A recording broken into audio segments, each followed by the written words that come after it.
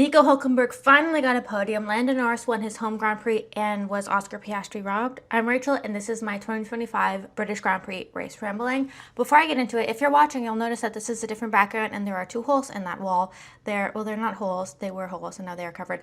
I have moved my desk into a different room. It's going to be painted somewhat soon, but if you've been watching for a second, I've been moving in different places as my house is being renovated.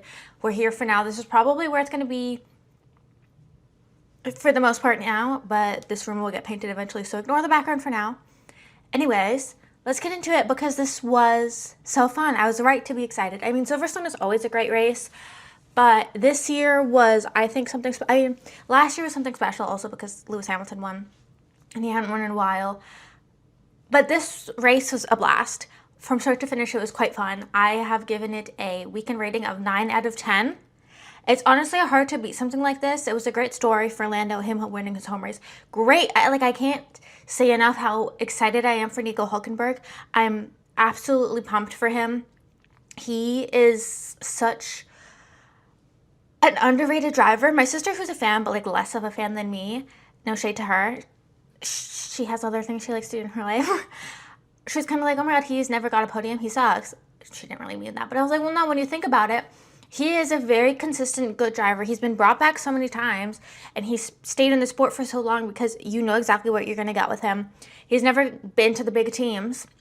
He's never had a fantastic car, but if you're Audi and you're looking for somebody to come in that you know how they're going to race, you're going to pick Nico Hulkenberg.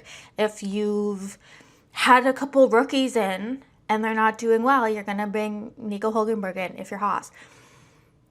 I think he really is such an underrated driver because he doesn't have the chance in any cars to really shine, and that's such a shame. And so I'm very excited for him that he got a podium today. And that, his reason for getting the podium is kind of a reason why the race was so fun, is because it came down to strategy, and also you had to be able to keep the car going. It was a really solid mix of strategy and actual racecraft, which I really appreciate. You don't often get both, especially, when you have a wet weather race, you tend to get both, especially because it's when are you going to pit? You have to hold on to it. But I don't know. I feel like this race was really a show of that in positive and negative ways, which we'll get into. I am pretty frustrated for Oscar Piastri. I think that's kind of is a race ever a 10 out of 10? There's always something. And that's the thing with F1. There's always something. There's always a percentage of luck that you can't erase. But I can't help but feel that Oscar Piastri was a little bit robbed. And that's kind of where the racecraft especially comes into it. I don't want to talk about that too much now because I have a whole section about it. But just know that's how I'm feeling. Also, quali was fun as always. This is what you get when you have a fantastic racetrack. And I wish more of the cars, or I don't know. Because I think we have a lot of great racetracks that these current cars just are too big to be fantastic on. I'm grateful that Silverstone has stayed one of those that remains okay. So let's move on to quali. I wish we knew what happened with Hamilton. Why didn't that work? It just didn't quite happen. Kind of lame. I think that would have been so fun. Obviously, Verstappen just kind of Verstappened. Happened sometimes. What got him here with the low downforce and that skinny little rear wing killed him in the race. So you win some, you lose some. It would have been nice to see Hamilton do well. And I think that's room, there's room for a bigger conversation there about Ferrari in general and both of those drivers' careers at Ferrari. It's safe to say at this point that it's really not what anybody was wanting. Hopefully they can get it figured out next year. It always was kind of a funny situation. And at the time that they signed, it was very Red Bull dominant still. So, I don't know. Well, I do know. I just hope 2026 they've got it together. Though it seems that everybody's thinking Mercedes is going to have the great engine. Whatever. That was great for Gasly getting up to P10. Colapinto P20 with his crash. I learned that, they said that Colapinto and Doohan have the same Q1 record of getting knocked out in Q3 or in Q1 3 times out of 6 races. So, I mean, there you go. And again, it's really nothing against Colapinto. I'm just like very upset on behalf of Jack Doohan because I don't think that was fair, and it's obviously not working. Anyways, better for Sainz up in P11 because he had a stint there where he wasn't making it out of Q1. Though it seemed that like Albon was unhappy with some of the upgrades. He was in P14, qualified in P14. Spoiler alert, turned out okay during the race. But Williams seems to be going through a rough stint that maybe they're on the other edge of, but Albon seemed pretty upset with the car during qualifying, so I don't know what happened there. Okay, let's move on to the race because there's so much to say. We'll talk about Colapinto first. He did not start, and that didn't quite get picked up at the start of the broadcast because too much was going on right at the start, but he did the formation lap. Apparently, he could not get out of second gear, so they had to retire the car before he even started, so he got a do not start. I think Palmer said, you know, this is not really one you think you want to get. By the way, Palmer does everything. I'm just realizing that he does the pre-show, he does commentary during the show, and then he does the post-show. Does that man ever rest? Good thing I like him. I think he's got great insight, and they've got a great banter. He has a great banter with everybody, but this is not something that should count against him. I think he's had enough not great moments that he's now at a race-by-race basis contract, whatever. I don't think this should count against him. It wasn't his fault. If the car can't get out of second gear, what can he do? I'll give him another race. We'll talk about the rumors there. Don't you worry. Okay, rookie DNF fest. We have Lawson, Bortoleto, Hadjar, and Antonelli all DNFing. All the rookies, barring Behrman, DNF'd, which sucks for them. I mean, it was a race where you really, like... We haven't had too many wet weather races. What was the other one? Australia, first race. Understandable, driving around a circuit like this is difficult in the wet, especially with these, like, quick changing conditions. They kept saying it was biblical rain, so can't really blame them for coming off, and I'm excited for Behrman that he got to complete his first home Grand Prix. That'll be very nice for him. He didn't do fantastic, I mean P11, considering everybody is pretty good, but I think he'll just be happy to finish the race, especially considering that both Haas's had contact there. Happy that both of them finished the race. With that, and Leclerc, well, I'll touch on Tsunoda for a second. First, he had contact with Ocon, I believe, and so he got a 10-second penalty. Finished last for the second race in a row. Yeah, man, it's the car. It's the car. Leclerc, though, that was horrendous. That was horrific strategy. It simply didn't work. He and Russell pit off the formation lap to get off of their inters onto slicks. Never quite dried up enough, and then it got raining again. If it worked, we would have been like, oh my God, but obviously it didn't, so that's quite unfortunate. And then he just didn't recover, because Gasly did the same, Russell did the same, and he also then went off at some point, which we'll talk about that, when he said, I want to get into slicks now, and he said, well, he's like, how brave are, whatever, it depends on how brave we're feeling. And then he said, we're brave but not suicidal. And then the next lap, George says, no, actually, I'm going to come in, I want slicks. And then he goes off immediately, and Toto is just like, dude, are you serious? But he recovered. I mean, didn't quite recover, but it did better in P10 than Leclerc in P14, so I don't know. The Leclerc's car specifically is just always going for the gamble, and it just never works out, does it? Never works out. Like Canada last year. Oh my gosh. Anyways, double points for the Aston Martins. Stroll finishing ahead. He was actually, Alonso was quite upset that he felt that Stroll was getting lucky and Alonso was getting a shit strategy, and they were like, okay, we got to do something to make him happy. So they did something, and I think he recovered enough. Like, of course, it's Fernando Alonso, but it's kind of funny when they're like, how dare you give my team a better strategy? The teammate whose father owns the team, how dare you give him a better strategy? Well, whatever. By the way, I just have to touch on this. I have this in later, but I have to say this now. I think this was my first time seeing Adrian Newey in the Aston Martin garage with Aston Martin kit on. I saw him during qualifying on the broadcast. I wasn't there, obviously. Oh, that is odd. That is odd. Oh my God, that's so weird to see. So I just had to shout that out because, wow, that was so weird.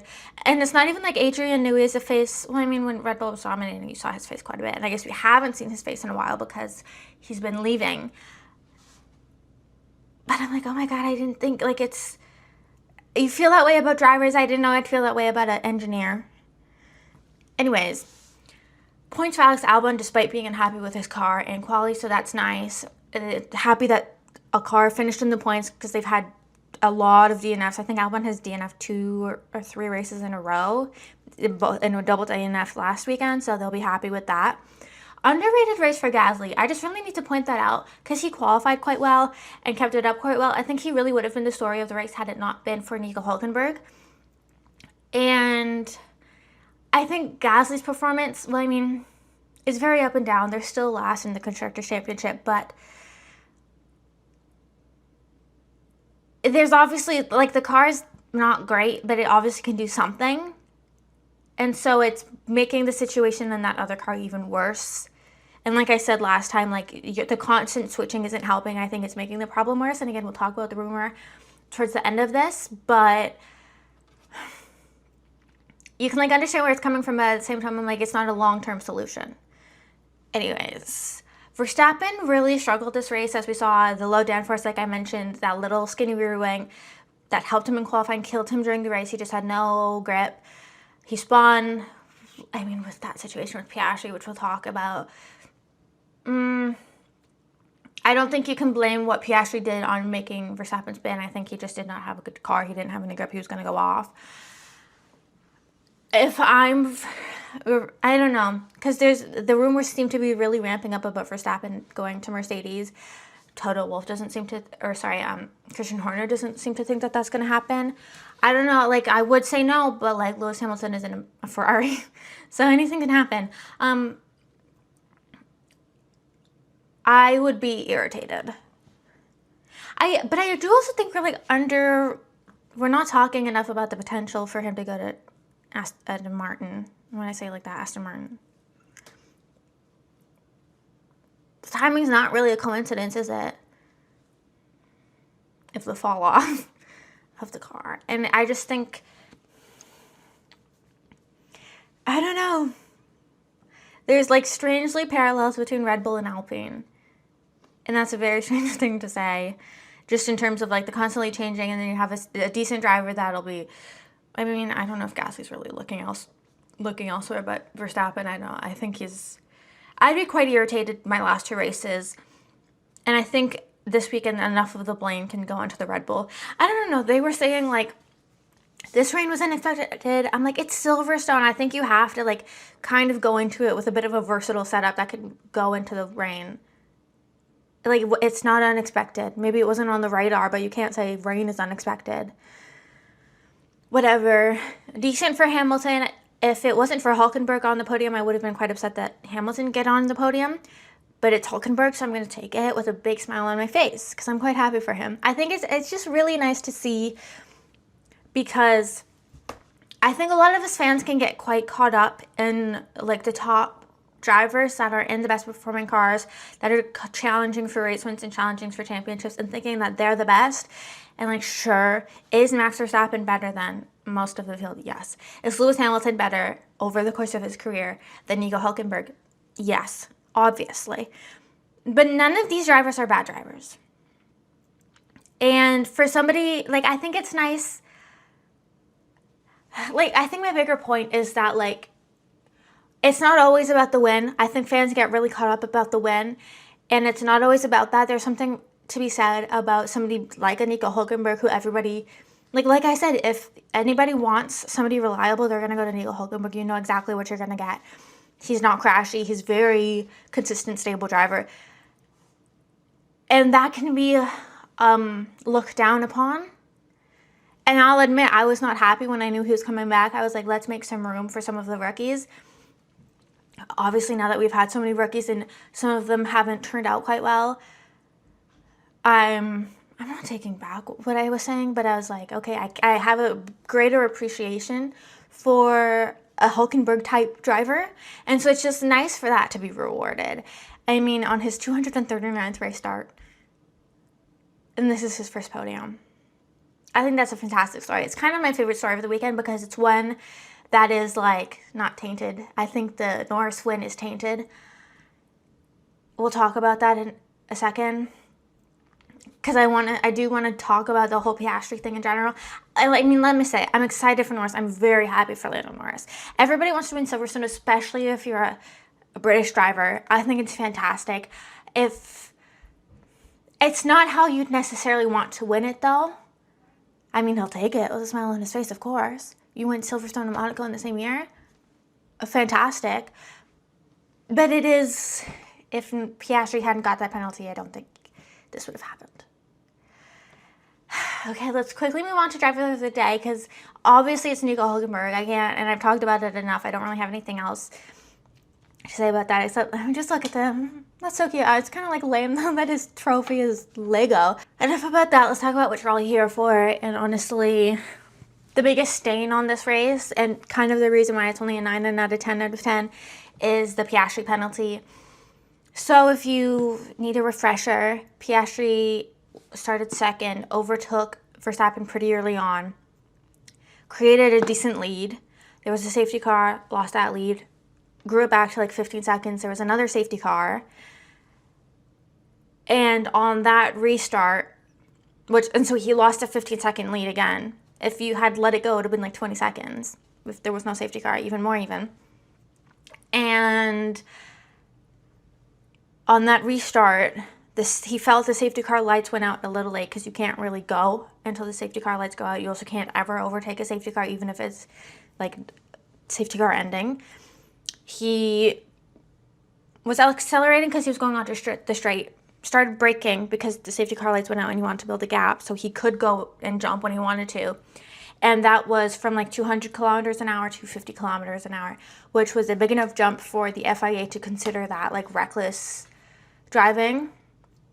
And it was also enough for Verstappen to overtake Piastri for a second because he couldn't slow down fast enough. He jumps on the safety car restart, or he decides to restart, he goes. Verstappen then spins off. And then Piastri got a 10-second penalty, which the consensus with everybody seems to be that was harsh. And I agree. It's especially harsh considering a couple weekends ago in Canada, George Russell did a very similar thing. There was no penalty. Red Bull protested for a penalty, and they did not give him a penalty. Of course, the big change is the conditions. This was obviously during the wet. You have to be more careful.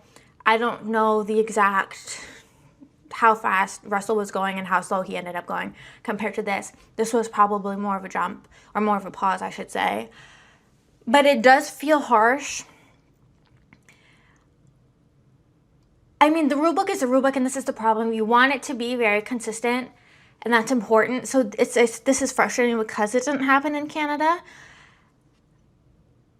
And you want there to be room for discretion, but you also need things to be harsh when you need things to be harsh.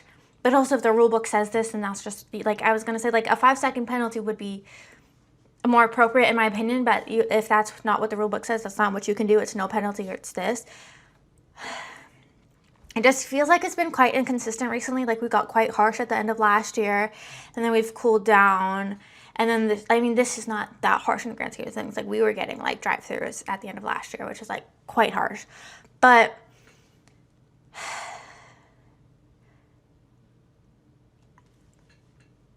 obviously, Oscar's going to regret that, and he was quite upset. He, wasn't trying to say anything because he was like, I'm not going to say much because I'm just going to get in trouble, which honestly fair for him to say. If I'm him, yeah, I'm pissed. I'm pissed especially because George just did it, and it was fun, and this is not me dissing George. This is me, critiquing the FIA. It can never be perfect, but I just wish there was a way for everything to be more consistent. Piastri then asked if, they could switch back because he was like, this is not fair, and they were like, no, obviously not, obviously not. And that's what makes it interesting as well, because it affected the two McLarens only, because essentially then what happened is Piastri pit, he had to wait his 10 seconds.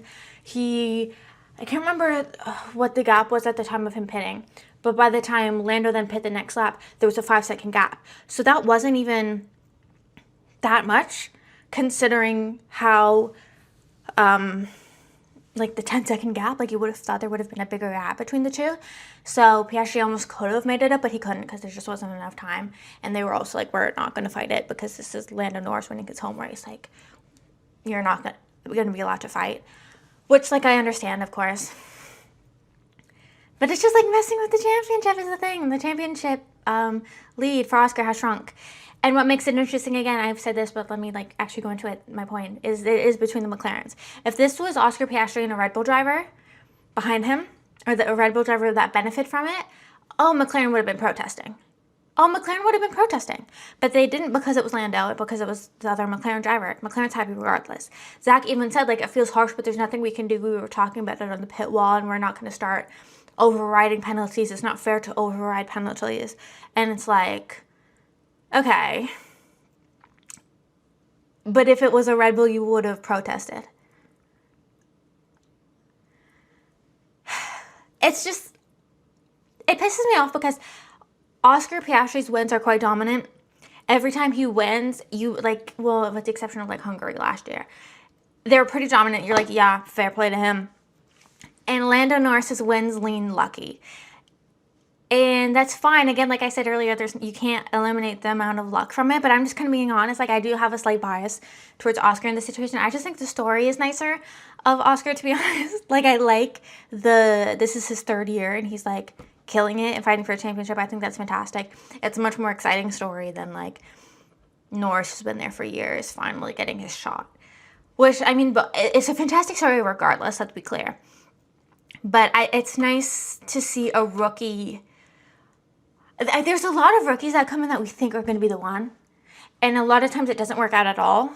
Like, I don't want to say it's never going to work out for Leclerc, but like, it might not. And everybody thought for a really long time, surely it would happen for Leclerc.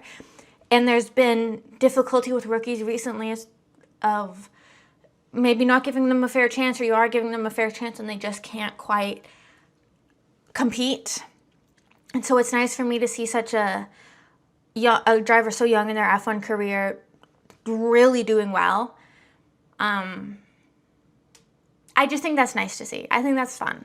It can get boring over time, of course. Like, Verstappen got boring. Alex Palou is getting boring. But there is a level to their greatness that is just, I'm obsessed with. And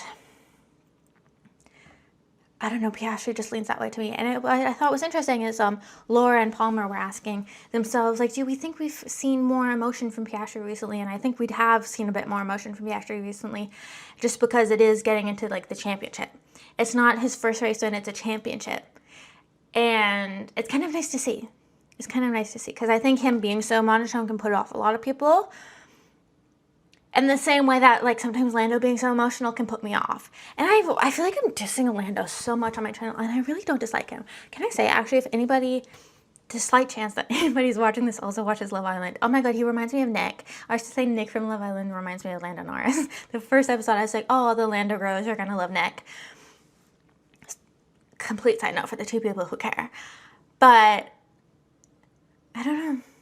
They're just two very different drivers, is what's so interesting to me. Two very different personalities. And I do kind of think Piastri was robbed. It would have been a very dominant and well-deserved win. And I understand his frustration. And if I'm Lando, I'm also kind of irked that I didn't win it in that fashion. I don't know. Okay, moving on to driver standings. Like I said, the gap between the two McLarens has shrunk quite substantially it was like cut in half. I think it was like 16 points last week, and now it's 8. So Piastri's still ahead, but it's shrinking. I don't want to say that I think we can forget about Max this year and it's going to be a McLaren, because I don't want to say that and curse it, but I think we can almost say that. We're halfway through now. I don't know. I mean, Verstappen can always just flip a switch and go on a roll, but I think he would be going on a roll if the car would let him. So, and we're kind of getting to the point, which I'll touch on in literally 2 seconds, we're kind of getting to the point where teams are stopping developing this car and putting their full attention to 2026. So, you know. And then Hulkenberg obviously jumps up a decent amount with his 3rd place. Oh, what a great story. What a great story. Okay, team standings. Sauber jumps up, obviously. Aston jumps up a bit too with their double points. McLaren, Ferrari, Mercedes, Red Bull, Williams stay the same order. McLaren is running away with this. They're absolutely running away with this. I think there's still room for Mercedes and Ferrari to flip-flop. I feel comfortable with Red Bull in fourth. And the rest can just completely change. Because like I said, we're getting to the point where some teams are going to stop developing. But I also do think, I think teams are predominantly going to stop developing. But I do think some teams might, if other teams stop and they're close enough, they might want to. But we also might be too late to make those decisions. We might, you know, you can't just decide to make an upgrade. Like you've been making an upgrade. Anyways, okay, so with that, this was Aston Martin's last upgrade of the year. They brought an upgrade here at their home race, and now their full focus is on 2026. No more upgrades for the Aston Martin, which is, I mean, I guess it's good that they got a double podium then, or a double point, sorry. I don't know how much of that was the car versus, actually, I think Stroll was saying he did not like it, but it was also rain, so how can you tell? I don't know. We'll have to see how that goes. Williams said most of their focus is now on 2026 and has been for most of this year. So I wouldn't expect many more upgrades from them. That's all of the upgrade news I know about, but I wanted to touch on the Alpine rumor of Valtteri Bottas potentially going to Alpine, which is, from an Alpine perspective, makes some sense. Bottas is very much a Hulkenberg type driver, except he has been in the Mercedes. He's won races. He's been on podiums. But you know what you're going to get with him. He didn't perform in the Sauber because it was a Sauber and it was the worst car last year. They could benefit from the consistency of Bottas 100%. Again, I still think in the long run, the better decision is to just stick with Colapinto or Doohan and like literally stick with them and let them figure it out without the pressure. But I understand why they would want to do that. I don't think it's necessarily a long-term solution, again, because eventually he'll want to leave and he's older and he'll look elsewhere. And it's also maybe not the best decision for Valtteri, in my opinion, because if he doesn't perform for whatever reason, lowers his stock for going to like Cadillac or something. Because I think Cadillac might also be interested in him. I think he would be interested in Cadillac. And that also, why would you connect yourself to Alpine if you're going to like jump ship immediately?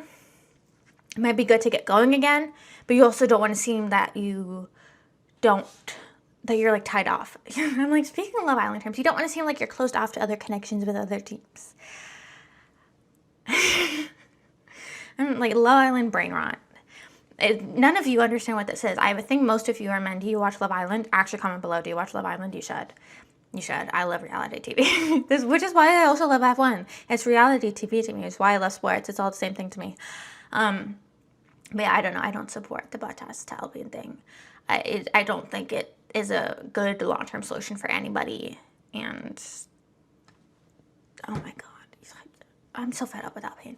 Anyways, that's all I have to say. Thank you all so much for watching and or listening. If you're watching this and you'd like to listen, it's available on podcasting platforms. If you're listening to this and you'd like to watch it, it is available on YouTube. Thank you so much for watching. I'll see you next week for mid-season recaps, thoughts, rankings, whatever. I don't know exactly what it's going to be, but we're going to talk about mid-season because we're now halfway through the season.